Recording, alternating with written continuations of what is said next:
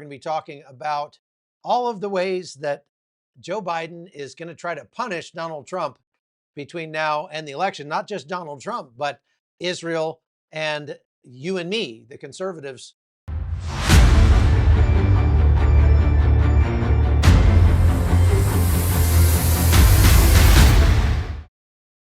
The Biden administration, you imagine the situation that they're in if Donald Trump takes office and immediately all of our American hostages get released out of Gaza and the war quickly comes to a finale. Donald Trump, apparently by his very presence, just fixes these problems that have been made by the Biden administration or facilitated by the Biden administration. And all of a sudden, the Biden administration looks as feckless as it actually is. It looks like he is going to put maximum pressure on Israel to punish Israel because he believes Israel had something to do with Donald Trump getting into office.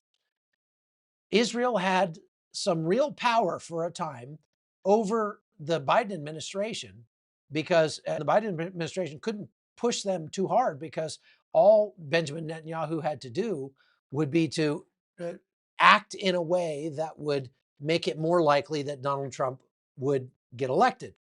And that's in fact what he did. And it's apparent that the Biden administration is now looking for payback against the Israeli government for the actions that they took that actually bolstered Trump's position. So to prove my point, you probably didn't hear about the fact that on election day, Joe Biden decided to renew visas for the Palestinian Authority and not just do so until his term runs out, but to do so for the next 6 months. What that does is it gives the Palestinian Authority a waiver of terrorism sanctions that would make it more difficult for Donald Trump to instill sanctions or propose sanctions even on the Palestinian Authority. So I said before the election was even finalized that if Trump wins, you can bet that the Biden administration is going to throw as much sand into the gears of democracy as they possibly can to try to Trump-proof the next 4 years. He won't be largely successful at that, but he will make it more difficult for Donald Trump. So this decision the Biden administration made to renew visas for the Palestinian Authority is just one small way. They obviously did it on election day because they thought it would be lost in the news of the election. And they were largely right about that. Now, if you haven't heard of this, the Palestinian Authority is the governing authority of Judea and Samaria, the West Bank, and Gaza. Gaza separate because it was being governed by Hamas, but they were getting money from the Palestinian Authority. Guess where the Palestinian Authority gets its money? They got their money from 4 places. They got money from taxes that they put on movement of goods into their territory, especially into Gaza from Egypt. They got money from Iran to the tune of about $1 billion a year. They got money from Qatar, probably almost that much. And they got money from the United States. Your tax dollars at work going to fund the groups that are calling for the destruction of the state of Israel. The United States has, on average, over the last 5 years, given the Palestinian Authority more than $200 million a year, so closer to $300 million a year. And that money largely goes to support terrorism. The Palestinian Authority has a program by which they will pay people to conduct attacks on Israelis.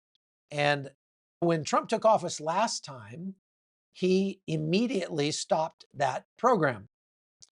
As soon as Biden came into office, one of the very first things he did was turn it back on. Now, you might say, what in the world was he thinking? Seriously, what the heck? Biden administration's decision to do this reflects their sort of feckless idea that these people just want to live in peace. That didn't turn out to work so well. And giving them jobs turned into pay for slay. We actually sent a lot of cops as contractors over to Israel and put them to work training the Palestinian Authority police and their presidential guards, their version of the Secret Service over there. We not only trained them, but we funded them and we armed them and we equipped them. Now, so far, I know of 2 cases where Palestinian Authority police or presidential guards have gone on to commit acts of shenanigans with the weapons and the training that was given to them by the United States. So that's not the only way the Biden administration is looking for payback against Israel. And we're going to talk more about how they are looking for payback against you and me, what the Biden administration is going to do to punish the American voter for not voting for Kamala Harris. So now let's talk about some of the things that the Biden administration may likely do in the near future, in the next 70 days, to try to make it difficult for the Trump administration to implement the changes they wanted. First of all, climate and environmental protections. They're looking to finalize stricter regulations on methane emissions from oil and gas operations, which will make it more expensive and more difficult for American oil and gas companies to extract their fuel from the ground. These regulations are not laws. And because they're not laws, they don't have to pass through the Congress like laws do. These are regulations put in place by unelected bureaucrats at the EPA and other organizations. You can expect to see a flurry of additional stricter environmental regulations, fuel efficiency regulations, renewable energy requirements, land restrictions, things like that, all kinds of obstacles to make it more difficult for the Trump administration to turn back on American oil and gas production. Despite the Biden administration, the oil and gas industry in the United States has done pretty well because the price of fuel has been high, but that's not what we want.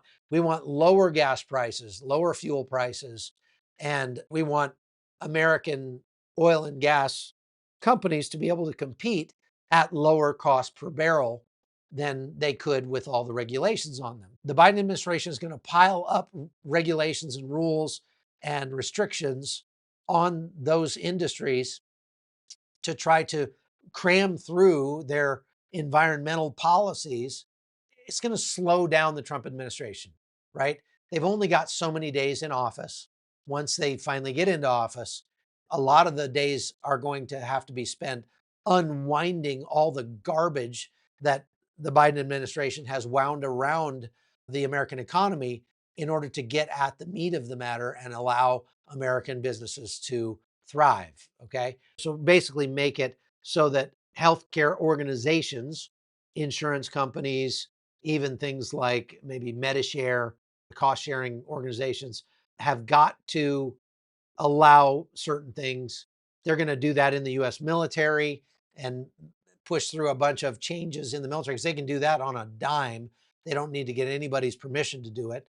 And they're going to just pile up stupid regulations and policies on the US military to make it very difficult for the military to even function in its preferred role, which is killing bad people, doing bad things to bad people. We're already seeing, if you go do a search for what will Biden do to stop Trump, there are a bunch of articles out there about these kinds of things where people on the left are calling for Joe Biden to do these things.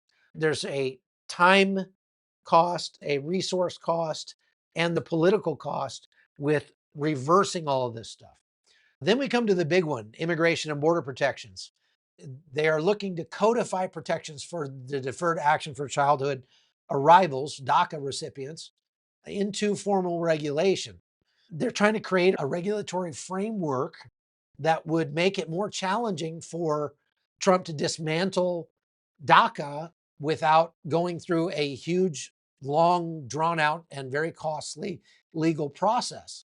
They are finalizing rules for asylum procedures. So they're giving expanded protections, work rights, and things like that, and increasing the number of things you can claim asylum for, like gender-based violence. And the Biden administration thinks that should qualify you as an asylee in the United States. By doing that, they put up legal hurdles for the Trump administration to immediately reverse.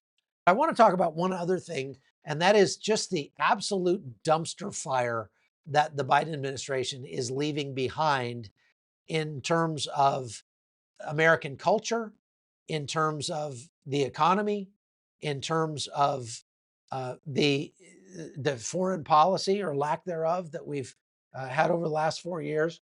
The Biden administration got concerned because its ridiculous environmental policies drove up the price of oil so high that Americans back in 2022 started seeing $5 gallons of gas. And they realized that was going to kill their chances for reelection. And they had to do something to get the price of oil down. And so they embarked on a multi-pronged approach. All of the things they did were the absolute worst possible things they could do to reduce the price of fuel in America. They reduced the sanctions on Iran so that Iran could export its oil not to the United States, but to other countries. They reduced sanctions on Russia, or opposed heavier sanctions on Russia that would have made it more expensive for Russia to prosecute their genocidal war against Ukraine, and made it easier for Russia to sell oil and gas to India and China. And then they opened the strategic oil reserve and drained that thing down to almost nothing. They almost drained it dry. They got it to the lowest point that it's ever been at since its creation. And on top of that, they reduced sanctions on Venezuela to make it easier for that dictatorship to export oil and get money to support that evil regime, which cranked up illegal immigration out of Venezuela, all of which came to the United States and cost the United States that much more money. So all of these things are just the worst possible take for a foreign policy. And so the things that the Trump administration is going to have to do to put those back in order are going to be painful. It's going to be costly. It's going to cost Americans. There's going to be a time of adjustment here.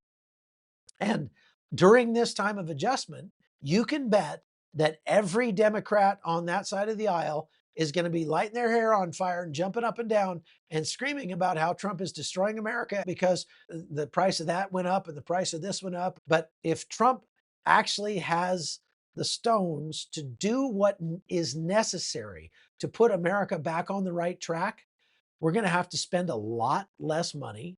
We're going to have to reduce taxes, which means reducing the amount of money the government has to spend. We're going to have to reduce entitlements. We're going to have to kick out tens of millions of illegals, which is going to be very expensive. Thank you very much for watching. Please go to chuckholton.com. Get a copy of my book. It is now available on Amazon Kindle, and hopefully it'll be available in print on demand from Amazon. If you are interested in getting an actual dead tree copy of Death of Civilization, my new book, you can get it on Amazon. And I think we're going to release a new tier over at chuckholton.com where you can get hard copies of many of my books. Many of you might not know that I have now 11 books in print, and many of them are still going strong. All right. So God bless you all. Thank you very much for watching.